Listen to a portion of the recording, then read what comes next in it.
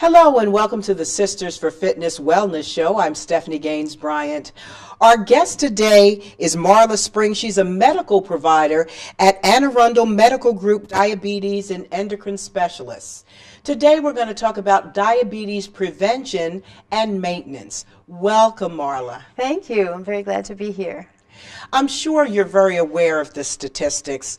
It appears that 29 million Americans suffer from diabetes and almost triple that amount suffer from insulin resistance.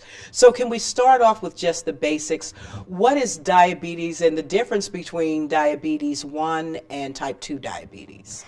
Well, type 2 diabetes is something that usually develops at an older age, although we're starting to see children as young as 8 with it, and it has a difficulty with processing insulin as it's produced by the pancreas, and also there's a resistance to the insulin in type 2 diabetes. In type 1 diabetics, there is a little bit of insulin in the beginning when they're first born, but then it stops working. It's an autoimmune kind of a disease, and the pancreas stops working. And type 1 diabetes is a lot more serious and a lot less easy for a person to deal with. And it does start very young, usually 3, 4, 5 years old. People are diagnosed with type 1 diabetes. How about type 2 diabetes? As far as the age at diagnosis? Yes, you mentioned earlier that people are getting diabetes earlier now than they used to. Yes, I think it has a lot to do with the diet that people have. And there's a statistic of 87 million Americans have prediabetes, and they don't know that they have this potential to develop diabetes within 5 years if there isn't some kind of intervention, such as a change in lifestyle. People don't get diagnosed as readily with diabetes as other diseases because of the symptoms? Yeah, the symptoms can really mimic many other kinds of diseases. In fact, many people aren't even diagnosed with diabetes until we think they've had it for about 10 years, just from the kinds of microvascular and macrovascular changes that have happened inside the body.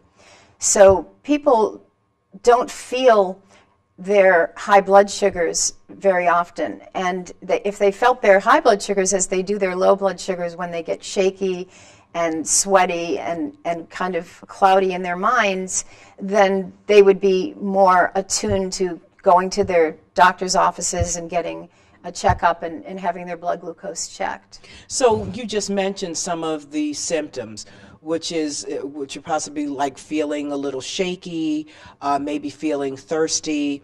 What are some of the other symptoms that you may be having and you don't really know that it may be leading to something serious? Well, those symptoms that I was describing were really for hypo, which is low blood sugar.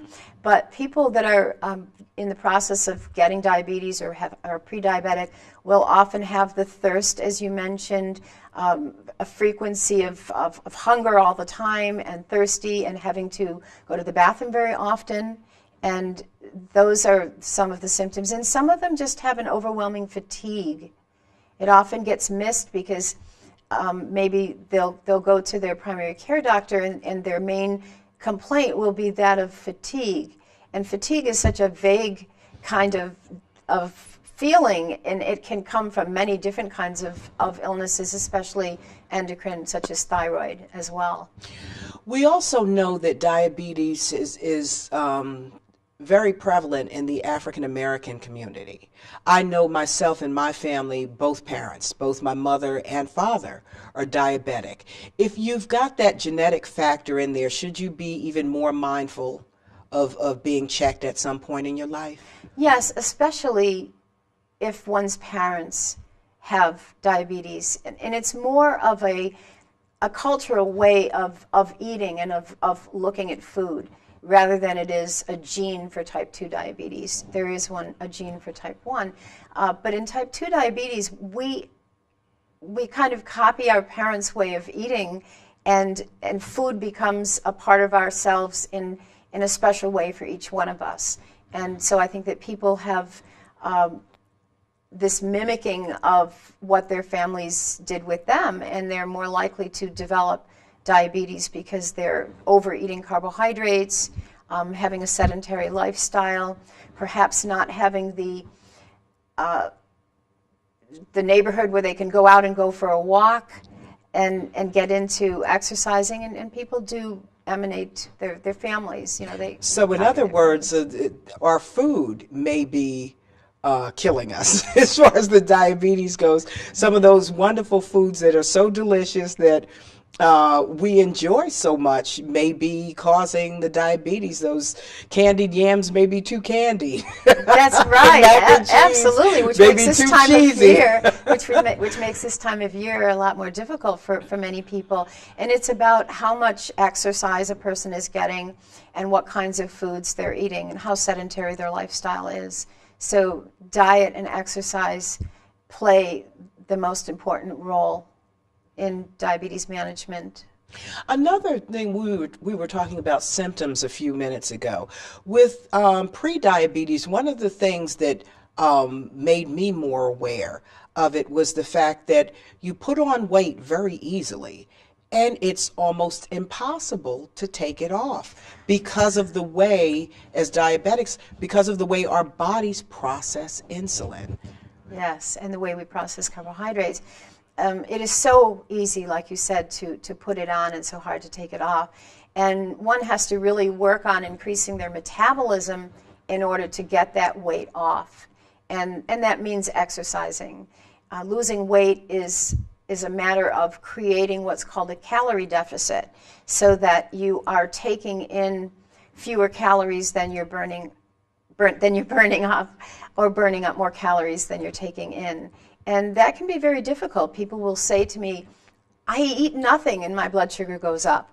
It's almost like the connection is not there. And so sometimes people will eat less and they'll say, well, I'm going to skip meals and see what that does to my blood sugar. And what happens sometimes is it actually makes it worse. And people gain more weight when they skip meals.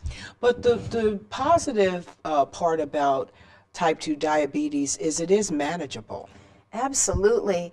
Type 2 diabetes is something that, with a relationship with someone that can help you to take charge and to feel in control, you can be in control of your diabetes rather than it being in control of you.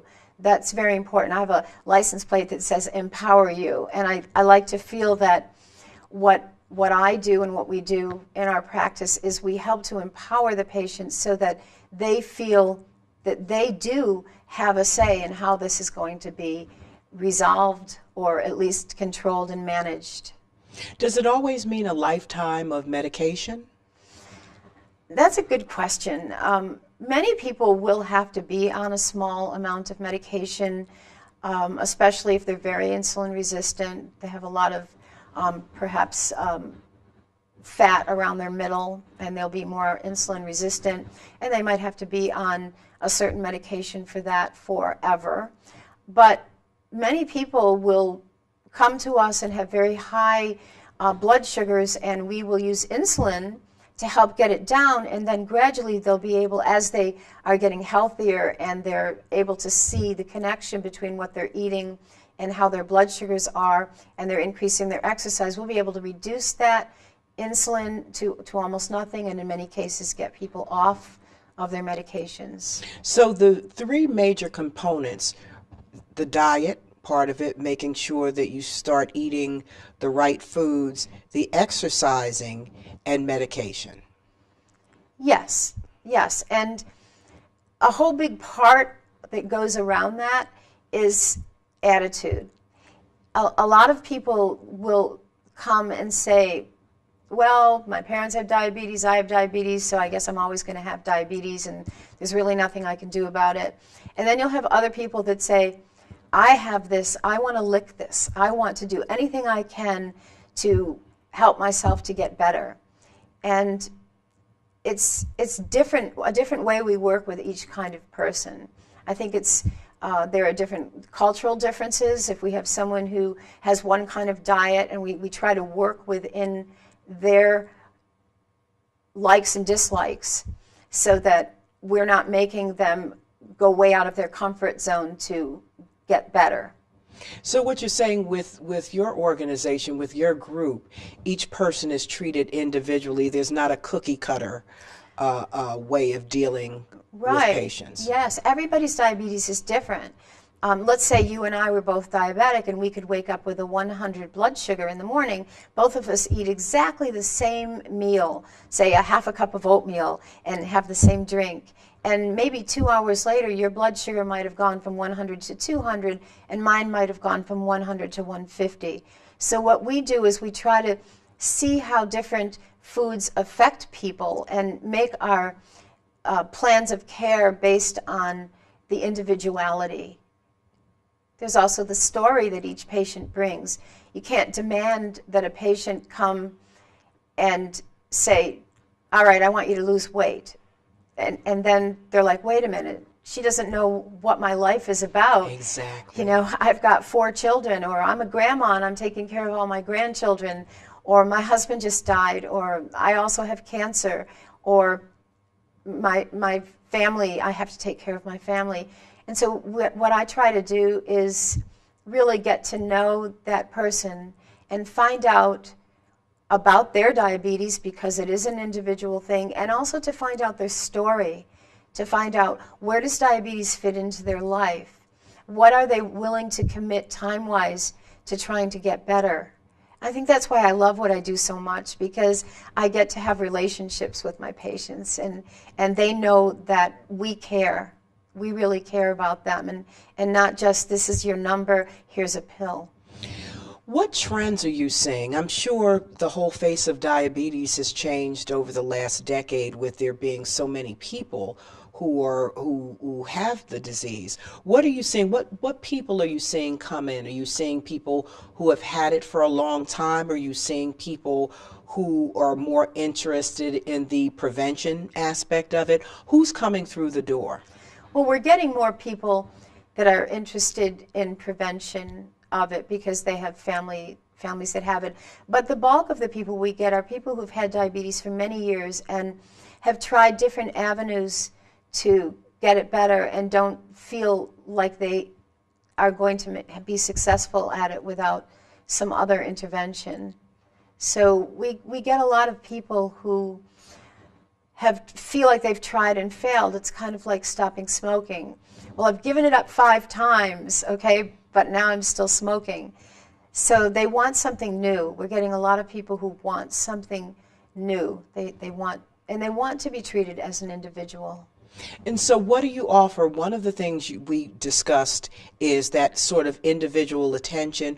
What are some of the other things you offer to encourage the people that, hey, this time is going to be the time where you're going to be able to stay on the right track with this? Well, a couple things. We have 4 wonderful diabetes educators and a dietitian. And we have classes right there within our place so that people can go right from seeing myself or Dr. Onama and go into one of the diabetes educators or take a class. So we have that. And then we also have support groups that are free, and they're free to the public. You don't have to be one of our patients to go to these, and they're once a month, held in Anne Arundel Hospital. And it's great. It's a great opportunity for people to ask questions. I might attend one and be there for questions, or other professionals might attend them. Sometimes we'll get an ophthalmologist in to talk about, eye care, or a podiatrist to talk about foot care. So we offer that. And then I think the other thing that's unique about what we offer is it's a very peaceful, non-rushed environment. And everyone that works there is very calm, it seems. And we just have the lighting a certain way. We tried to make it be peaceful rather than feeling like you're just a number and that you don't matter. I think everyone leaves feeling better about themselves and more hopeful about being able to take care of their disease. You mentioned just a few minutes ago taking care of your eyes and taking care of your feet. Why is that important as a diabetic? Well, some of the complications that may arise from untreated diabetes are, blindness, leading cause of blindness in the world is diabetes, and kidney problems and circulation problems. There are many different illnesses that people can get that go along with diabetes. In fact, the statistics of whether one dies from diabetes are more from whether they have high blood pressure, whether they smoke, whether they're overweight, and they have high cholesterol, than from high blood sugars alone. So it's the combination that brings together the potential for complications, for serious complications.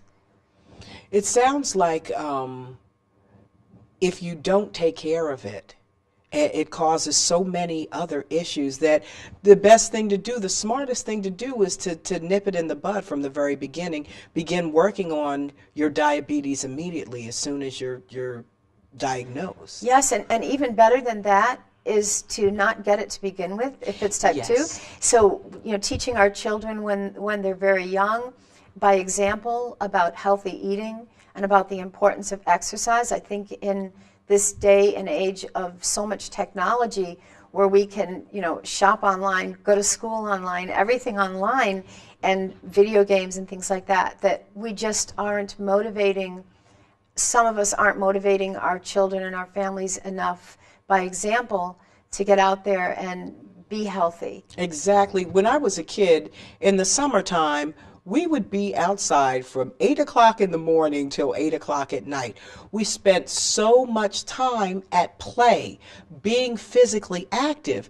Nowadays, you don't see that. My kids are playing their video games. Yes, and their thumbs are getting a lot of exercise. Exactly, but the rest of them. Right, or their mouths talking on their cell phones and playing on their smartphones. They use a lot of energy, they think, that way. So indeed, we have to start encouraging our kids to become active. And as we mentioned earlier in the program, kids are getting diabetes earlier and earlier. Yes, we've seen children down to age 8 now that have developed type 2 diabetes, and they're generally overweight and living a more sedentary lifestyle. So I think it's very, very important that people remain active, throughout their lives, and it's a good way to use up the calories that we take in. By not eating breakfast, a lot of people don't eat breakfast, and yes, by not eating breakfast, it's like this funny thing happens. It's like your stomach says to your brain, she's not going to feed me for a long time. I better hold on to every morsel of food that I can get for the rest of the day. And so their metabolism just slows down by not eating. And you can trick your metabolism into starting by eating something in the morning, even if it's just, an apple and a cup of yogurt or something like that. As a matter of fact, I was running late getting here this morning, and I do a cup of yogurt and a banana. So I was like trying to stuff because I know how I feel when I don't eat. Yes. I know that jittery feeling I get Yeah. from the diabetes when I don't eat. So it is really important to make sure that you get in those meals and also some healthy snacks. Yes, absolutely. And people wait too long in between meals sometimes, and then they tend to overeat at the next meal. And their body can just take care of so much, especially if they're type 2. There's just so much insulin that can take that blood sugar out of the bloodstream and bring it to the organs that need it. One of the reasons that people are tired often who have diabetes is because the sugar that's in their bloodstream from eating, carbohydrates turning to sugar, that sugar is not getting out of their bloodstream and being taken to those organs that need it, like the heart and the brain. And so they will be more tired. And when you add smoking on top of that, then there's a whole nother reason for being tired, because the hemoglobin blood cell carries oxygen to the organs that need it. But for some reason, we don't know why, those blood cells drop the oxygen and the hemoglobin and pick up nicotine. And so the body is going to be more tired if a person is both a smoker and they're diabetic. They're not getting that energy to those organs in the body that need it. Interesting. Do you know, I didn't know that. Yeah. Now, the most common form of medication would be the metformin. Mm-hmm. or taking straight insulin. Uh-huh. So what are the side effects of those medications? Should we be looking out for some sort of side effects from taking those? I think what's more important is what are the side effects of untreated high blood sugars? Because people will come to me having contacted Dr. Google and they will say, well, Yes, I'm on Dr. this medicine Google. and this medicine, and I read that you could get this kind of cancer, and they're misunderstanding what they're reading, and they're not really getting to understand the way their body is lacking, and so it needs that medication in order to function normally. So I think that, those medicines, there isn't a single medicine that doesn't have a side effect. Every pill that we take, including Tylenol or Advil, doesn't just go to that toothache or that muscle pain. It goes throughout the whole body. And in general, all medicines will have side effects somewhere. Medicines will either pep you up or bring you down, or bring some system down or some system up in your body. So there's always going to be side effects. Metformin, as you mentioned, in the beginning when people take it, it can cause a stomach upset. Sometimes they get the runs. Sometimes they feel bloated. And insulin, well, insulin can actually, this is ironic, but taking insulin can actually make you hungry. And so it's a strange thing that insulin is what we need in order to make ourselves healthier. If we have type 2 diabetes, in many cases, one has to take insulin, but yet it can make you hungry. Yeah. There are a lot of new products, a lot of new medications on the market that deal with diabetes. Are you all recommending some of those newer? Absolutely. We are so lucky that we have this full toolbox of medications that we can choose for the right patient. And we definitely know that there's education with each one of these medications, and if we're going to choose one for a particular patient, because we know that they'll be compliant with measuring their blood sugars to make sure it's not bringing them too low, or drinking enough water to make sure they don't get dehydrated. We have to choose wisely the patient for that particular medication. But there are wonderful medicines out there outside of insulin. But it's important to understand that a person who is a type 2 diabetic may have to go on insulin eventually as they get older, because diabetes may get worse. And it doesn't mean that they've become a type 1 diabetic because they have to have some insulin, because of that insulin resistance that we spoke of earlier, and also the beta cells in the pancreas that make insulin die as people get older, any of us. And apparently they're used up more quickly in type 2 diabetics. So many people will have to go on insulin, but you're right, there are so many wonderful medicines out there, and we're very much educated on all of them, and choose the patients wisely. And sometimes the patient will come in having seen commercials on TV. Yes. It's like, exactly. why did you put me on this medicine that puts me at risk for this? And I'm like, well, it doesn't put you at risk for it. It's saying if you have this in you, if you've had this particular kind of tumor, you don't want to take this, or if you have a family history of this disease, don't be on this medicine. And so people are really getting a lot of information, and it's really misinformation. What about holistic products? There are just as many of them out nowadays promoting different vitamins and things for type 2 diabetics. Well, a lot of people don't realize that things that are over-the-counter or nutritional supplements may interact with some of the medications that they're taking. I'm all for holistic, combining conventional medicine, with an alternative medicine. I believe that in the right person that there can be a good combination. And so I ask my patients to bring in information on those supplements that they're wanting to take. Because we have patients who, we don't only treat diabetes, we have patients who might have a low testosterone level, and so they'll go to GNC or any other store, and they'll get a medication that says it's going to raise that up. And then what happens is they come to us and their blood work is looking a little off, and it's actually being affected in a negative way by some of those supplements. So it's important that the patient be very honest with their healthcare provider about everything they're taking, including supplements, holistic kinds of things, and any over-the-counter medication that they're taking, because there can be many interactions. Now, the clinic that you're part of, it's fairly new. Yes, we opened June 9th of this year. Very new. Yes.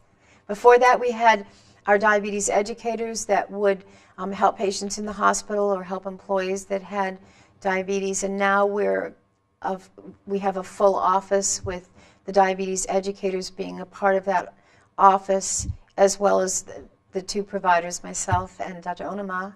And we're going to be getting another provider also that's coming in probably in February. And we also see patients in the hospital as well. So this is a new thing for Anne Arundel to have this program. And what makes you guys unique?